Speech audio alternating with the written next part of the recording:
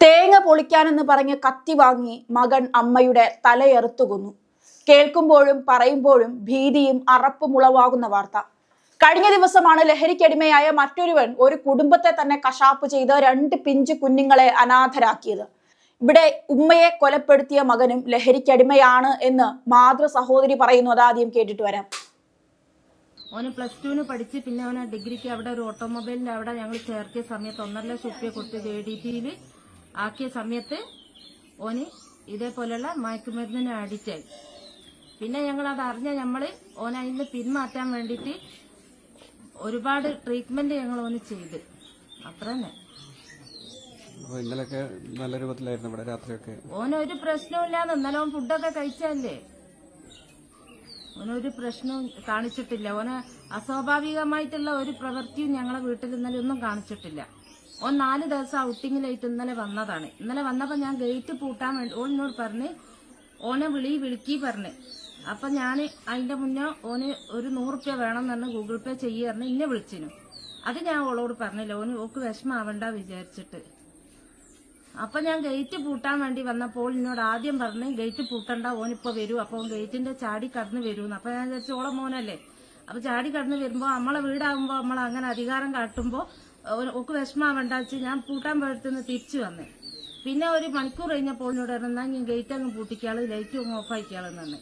അപ്പൊ ഞാൻ പറഞ്ഞ ആയിക്കോട്ടെ, ഞാൻ ആ ഗേറ്റ് പൂട്ടിയിട്ട് വരട്ടോ എന്ന് പറഞ്ഞു. അപ്പൊ ഞാൻ ഗേറ്റ് പൂട്ടാൻ പോയപ്പോ ഈ കാഞ്ഞാമയിലുള്ള ഒരു ചെറുക്കന് ഓനവിടെ ലാൻഡ് ചെയ്യിച്ച്. അപ്പോൾ ഞാൻ പൂട്ടാൻ പോകുന്ന ഗേറ്റിനെ തുറന്നു കൊടുത്തു. നല്ല ചേർക്ക് അകത്തേക്ക് കയറിപ്പോയി ഡ്രസ്സെല്ലാം മാറി ബാത്റൂമിൽ പോയി കുളിച്ച് അങ്ങനെ ഞങ്ങൾ രണ്ടാളും ഭക്ഷണം കഴിച്ച്. ഞാൻ കഴിച്ച് തീർന്നപ്പോഴാണ് ഇത് ഗേറ്റ് പൂട്ടാനോള് പറയുന്നത്. അപ്പോൾ ഓന് വേഗം കുളിച്ച് ഞാൻ ഇവളോട് പറഞ്ഞ് നമ്മൾ രണ്ടാളും വേഗം തിന്ന് ഇവിടുന്ന് മേശെല്ലാം കറക്റ്റ് ചെയ്തിട്ട് നമ്മൾ ഓന് പിന്മാറി കൊടുക്കുക. എന്നിട്ട് ഓൻ നല്ലോണം കഴിച്ചോട്ടോ, കുറച്ച് സൈഡിൽ ഇവിടെ നിന്നില്ലാണ്ട്. അപ്പോൾ ആയിക്കോട്ടെ പറഞ്ഞ്.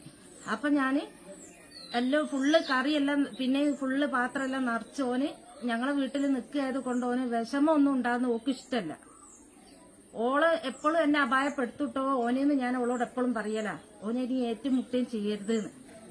അപ്പൊ എന്നോട് പറഞ്ഞില്ല, ഞാൻ ഓനായിട്ട് കൊളത്താൻ പോയാലേ എന്നോട് ഏറ്റുമുട്ടും എന്ന് പറഞ്ഞപ്പോ പിന്നെ എനിക്ക് വിശ്വാസമായി. എനക്കൊടുങ്ങി ഓനെ ഏറ്റുമുട്ടരുത് ഞാൻ പറഞ്ഞതാണ്. അങ്ങനെ പിന്നെ ഞാൻ നേരം വെളുത്ത് പോയപ്പോ ഓനൊരു ഭാഗത്ത് കിടന്നുറങ്ങുന്നു, ഓളൊരു ഭാഗത്ത് കിടന്നുറങ്ങുന്നു. ഞാൻ 4 മണിക്ക് എണീച്ച് ഇവൽക്കുള്ള ഫുഡൊക്കെ അവിടെ കറക്റ്റ് ചെയ്ത് വെച്ചിട്ട് പോയതാണ്. 2 മണിയായപ്പോ വീട്ടിലെ ചേച്ചി എന്നെ വിളിക്കുകയാണ്. ഇപ്പോ വിളിച്ചപ്പാണ് ഇങ്ങനെ പ്രശ്നമാണ്, സക്കീനെ ഓടി വന്ന് പറഞ്ഞപ്പത്തിന് 2 വാതിലും കുറ്റിട്ടുണ്ട്. അത്ര തന്നെ. ഈങ്ങാപ്പുഴയ്ക്കടുത്ത് കട്ടിപ്പാറ വേനക്കാവിൽ ഏക മകനാണ് മാതാവിനെ വെട്ടിക്കൊലപ്പെടുത്തിയതെന്ന് പറയുന്നു. അയൽപക്കത്ത് നിന്ന് തേങ്ങ പൊളിക്കാനാണെന്ന് പറഞ്ഞാണ് ഈ കൊടിവാള് വാങ്ങി അമ്മയുടെ കഴുത്ത് വെട്ടിയത്. തല തൂങ്ങിക്കിടക്കുന്ന നിലയിലാണ് നാട്ടുകാർ കാണുന്നത്. ഈങ്ങാപ്പുഴയ്ക്കടുത്ത് കട്ടിപ്പാറ വേനക്കാവിൽ ഏക മകനാണ് മാതാവിനെ വെട്ടിക്കൊലപ്പെടുത്തിയത്. അയൽപക്കത്ത് നിന്ന് തേങ്ങ പൊളിക്കാനാണെന്ന് പറഞ്ഞ് വാങ്ങിയ കൊടിവാളുകൊണ്ടാണ് അമ്മയുടെ കഴുത്ത് വെട്ടി തല തൂങ്ങിക്കിടക്കുന്ന നിലയിലാണ് നാട്ടുകാർ അമ്മയെ കാണുന്നത്. അടിവാരം 30 ഏക്കർ കായിക്കൽ സുബൈദയെയാണ് മകൻ ആഷിഖ് വെട്ടിക്കൊലപ്പെടുത്തിയത്.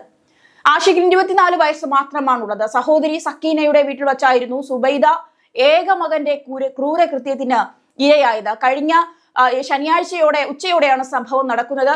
കുറച്ച് കാലമായി സഹോദരിക്കൊപ്പമാണ് സുബൈദയും മകൻ ആഷിഖും കഴിയുന്നത്. +2 ശേഷം ഓട്ടോമൊബൈൽ കോഴ്സ് പഠിക്കാൻ ആഷിഖിനെ ചേർത്തിരുന്നു.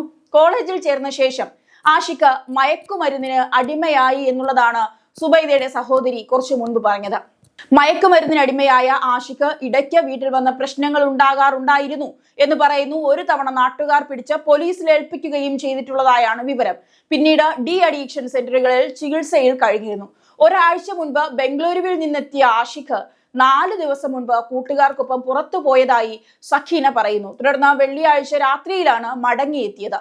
ഈ ഘട്ടത്തിൽ കാര്യമായ പ്രശ്നങ്ങളൊന്നും തന്നെ ഈ ആഷിഖിന്റെ പ്രവൃത്തിയിലൊന്നും ഉണ്ടായിരുന്നില്ല എന്നാണ് സക്കീന പറയുന്നത്. പിന്നീട് ശനിയാഴ്ച സക്കീന ജോലിക്ക് പുറത്തും പോയിരുന്നു. ഈ സമയത്താണ് സുബൈദയും മകനും മാത്രമുണ്ടായിരുന്ന സമയം. ബ്രെയിൻ ട്യൂമർ ബാധിച്ചിട്ടുള്ള സുബൈദ അടുത്തിടെ ശസ്ത്രക്രിയ കഴിഞ്ഞ് വിശ്രമത്തിൽ കൂടെയായിരുന്നു എന്നുള്ളതാണ്. അതുകൊണ്ടാണ് സക്കീനയുടെ വീട്ടിലേക്ക് ഈ കുടുംബം മാറുന്നത്. ശനിയാഴ്ച സുബൈദയുമായി ആഷിഖ് തർക്കത്തിൽ ഏർപ്പെട്ടോ എന്നുള്ളത് വ്യക്തമല്ല. ഉച്ചയോടെ വീടിന് പുറത്തിറങ്ങിയ ആഷിഖ് അയൽ വീട്ടിലെത്തി കൊടുവാൾ ചോദിച്ചു. തേങ്ങ പൊളിക്കാനാണ് എന്നാണ് അവിടെ പോയി പറഞ്ഞത്. ഇവിടെ നിന്ന് വാങ്ങിയ കത്തിയുമായി വീടിനകത്ത് കയറിയ ആഷിഖ് സുബൈദയെ വെട്ടിക്കൊലപ്പെടുത്തുകയായിരുന്നു എന്നുള്ളതാണ് അറിയുന്നത്. എത്രത്തോളം ക്രൂരമാണെന്ന് നോക്കണം. വീടിനുള്ളിൽ ഉച്ച കേട്ടിട്ടാണ് നാട്ടുകാർ എത്തിയത്. വാതിലടച്ചിട്ടിരുന്ന ആഷിഖ് നാട്ടുകാർ വീട്ടിലെത്തിയപ്പോൾ ആർക്കാണ് കത്തി വേണ്ടതെന്ന് ചോദിച്ച് ഒരു തവണ വീടിന് പുറത്തിറങ്ങി. തുടർന്ന് കഴുകിയ ശേഷം കത്തി അവിടെ വെച്ച് വീണ്ടും വീടിനുള്ളിലേക്ക് കയറി വാതിലടച്ചു. പിന്നീട് സക്കീന എത്തിയപ്പോഴാണ് ആഷിഖ് വാതിൽ തുറന്നത്. ഈ സമയം നാട്ടുകാർ പിടികൂടി കെട്ടിയിടുകയായിരുന്നു എന്നുള്ളതാണ് പറയുന്നത്. തുടർന്ന് പോലീസിനെ ഏൽപ്പിച്ചു. സുബൈദ ഡൈനിങ് ഹാളിൽ രക്തത്തിൽ കുളിച്ചു കിടക്കുകയായിരുന്നു. ആശുപത്രിയിലേക്ക് കൊണ്ടുപോകും മുൻപേ സുബൈദ മരിച്ചിരുന്നതായാണ് നാട്ടുകാർ പറയുന്നത്.